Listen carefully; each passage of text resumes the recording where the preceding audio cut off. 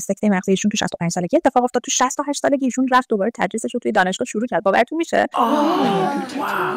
سلام، امیدوارم عالی باشین. امروز می‌خوایم در مورد این صحبت کنیم که فلج بدن، فلج صورت چجوری میتونه خوب بشه. کسایی که دیگه نمیتونن راه برن یا نمیتونن صحبت کنن، حتی غذا بخورن، چطور میتونن این مسئله رو حل بکنن.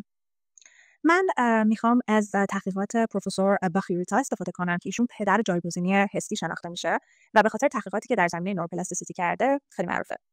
توی یکی از ویدیوهای قبلیمون تجربه یه خانمی رو گفتیم که کلاً تعادلش رو از دست داده بود و به کمک تحقیقات همین پروفسور باخیریتا تونسته بود توانایی راه رفتنش رو به دست بیاره. امروز میخوام تمرکز رو بذارم روی این مسئله که اصلا این ایده که میشه یک حس رو با یک حس دیگه توی مغز جایگزین کرد از کجا آمده.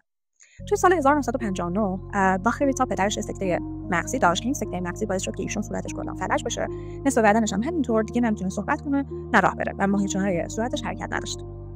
و دکترها بهشون گفته بودن که امیدی نیست و ایشون دیگه خوب نمیشه. در اون زمان برادر ایشون که دانشجوی پزشکی بود حرف دکترانه میپذیره و پدرم بر پیش خودش و اول با یک سری تمرینای 4 هفته‌ای توانبخشی نرمال توی بیمارستان شروع میکنن، اما بعد از 4 هفته پیشرفتی حاصل نمیشه و پیشرفتی نمیبینن ولی خب ناامید نمیشن. برادر دکتر باخیریتا تصمیم میگیره که از این توانایی و این اطلاعات استفاده بکنه و تو ذهنش بیاره که خب بچه‌ها چجوری راه رفتن رو یاد میگیرن. خب بچه‌ها اول سعی میکنن 4 دست و پا راه برن، بعد یواش یواش روی زانوهاشون میتونن ثابت بشن و به ترتیب تا اینکه به راه رفتن برسن. و ایشون همین تمرینات رو پدرش شروع کرد. به جای اینکه از پدرش بخواد که ایشون بیسته یا راه بره، از ایشون خواستش که تمرین 4 دست و پا راه رفتن یا حتی تمرین خزیدن روی زمین رو بکنه.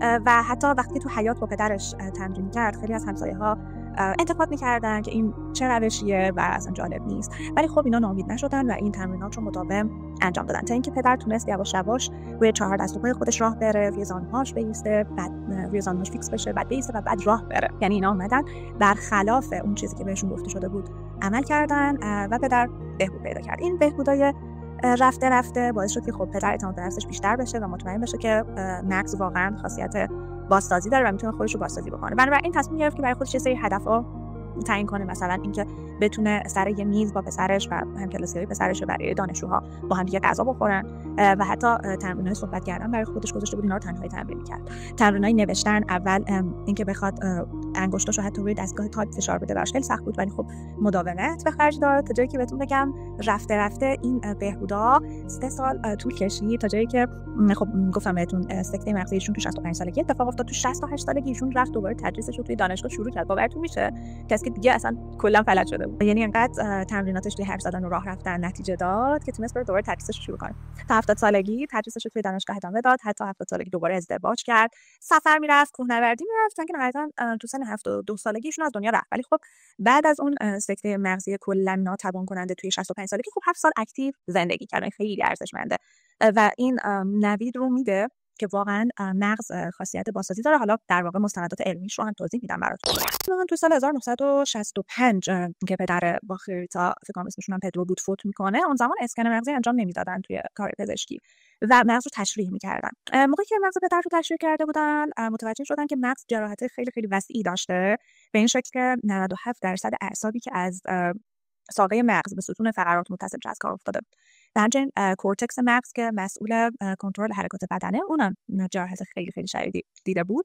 ولی خب با تمرین‌های مداوم پدر تونسته بود از بقیه قسمت‌های مغزش که سالم مونده بودن استفاده کنه برای اینکه بتونه توانایی اون قسمتایی که از کار افتاده بودن رو انجام بده.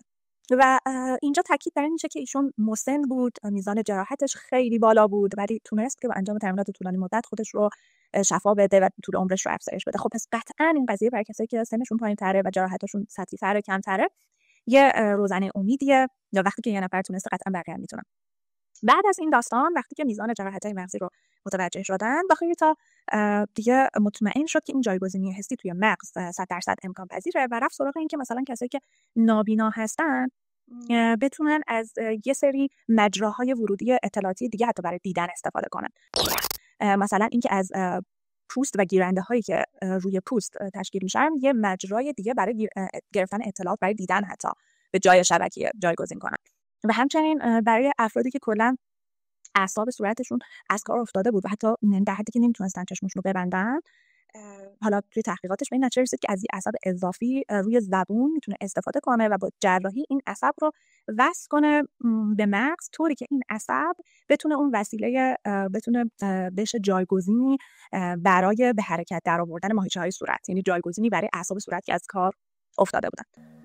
این توضیحاتی که براتون گفتم از بخش دوم کتاب مغزی که خود رو تغییر می‌دهد هست، در واقع مثال دومشه و اینکه کلا ایده جایگزینی حسی از کجا به ذهن پروفسور باخریتا رسیده بود.